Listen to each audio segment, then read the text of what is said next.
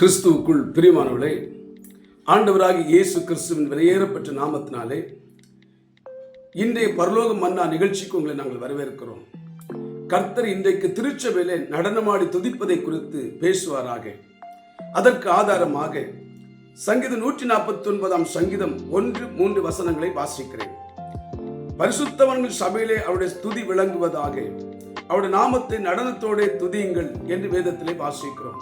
கவனிங்கள், ஏன் நாம் கர்த்தரை துதிக்க வேண்டும்? பைபிள் சொல்கிறது, அவருடைய வல்லமை உள்ள கிரியைகளை நினைத்து, அவருடைய மாட்சிமை பொருந்திய மகத்துவத்தை நினைத்து துதிக்க வேண்டும் என்று வேதம் சொல்கிறது.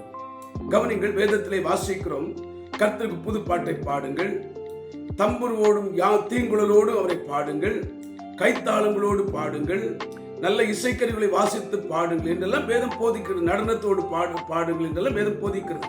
நல்ல கவனிங்கள், இன்றைக்கு நடனம் ஆடுவதை குறித்து ஒவ்வொருவரும் ஒவ்வொரு கருத்து சொல்லுகிறார்கள். ஆனால் வேதம் என்ன சொல்லுகிறது?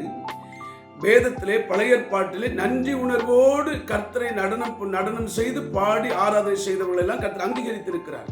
கவனிங்கள், யாத்ராகமத்தின் புஸ்தகம் 15 அதிகாரம் 20 வசனத்தில் வாசிக்கும் பொழுது, மிரியாமும் ஏராளமான பெண்களும் தம்புரோடு வந்து கர்த்தரை நடனமாடி துதித்தார்கள். கர்த்தரை அங்கீகரித்தார். ஏனென்று சொன்னால், அவர்கள் எகிப்து தேசத்தை அடிமைப்பட்டு கிடந்தார்கள், கொடுமைப்படுத்தப்பட்டார்கள், சிறுமைப்படுத்தப்பட்டார்கள். ஆனால் கர்த்தரை நோக்கி கூப்பிட்ட பொழுது கர்த்தர்களுக்கு மகிமையான விடுதலையை கொடுத்தது மாத்திரமல்ல, செங்கடலிலே அவர்கள் நடத்தி கொண்டு வந்து செங்கடலை கடந்து போக செய்யவும், சத்துருக்களிலே கடலிலே மூழ்கடிக்கவும் செய்தார்.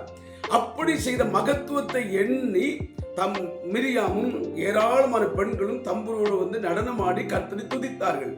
அந்த ஆராதனையை கர்த்தர் அங்கீகரித்தார். ஏனென்று சொன்னால், அந்த ஆராதனையிலே நன்றி உணர்வு இருந்தது.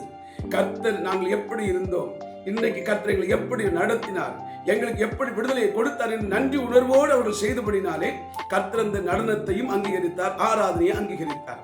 அது மாத்திரமல்ல, தாவீதுடைய வாழ்க்கையில கூட இந்த குடும்பத்தில் எல்லாரை விட பின்னலைமையில் இருந்தவன். ஆனால் கர்த்தர் அவனை நினைத்து அவனுக்கு தயவு பாராட்டி அவனை ராஜாவாக்கி அரண்மனை வாழ்க்கையை கொடுத்து ராஜ மேன்மையை கொடுத்தார். அவன் அதையெல்லாம் எண்ணி பார்த்துதான் கர்த்தருக்கு முன்பாக குதித்து நடனமாடினான் என்று வேதத்திலே வாசிக்கிறோம். நல்ல கவனிகள், நாம் நடனம் ஆடுவது தவறல்ல. ஆனால் நன்றி உணர்வு என்பது அந்த நடனத்தில் இல்லாவிட்டால் கர்த்தர் அதை அருவருப்பார். ஆனால் நன்றி உணர்வோடு நம்ம நடனமாடி கர்த்தர் துதிப்போமானால், ஆராதிப்போமானால் கர்த்தரை அங்கீகரித்து ஆசீர்வதிப்பார்.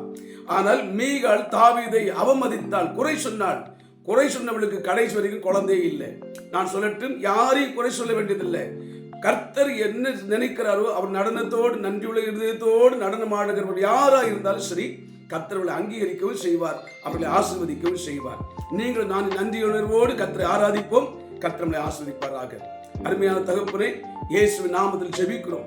அருமையான இந்த நிகழ்ச்சியை பார்த்து கேட்டுக்கொண்டிருக்கிற யாவரையும் கர்த்தர் ஆசீர்வதிப்பீராக. கர்த்தருடைய நாமத்தை மகிமைப்படுத்த உதவி செய்வீராக. இயேசு நாமத்தில் பிதாவே, ஆமென்.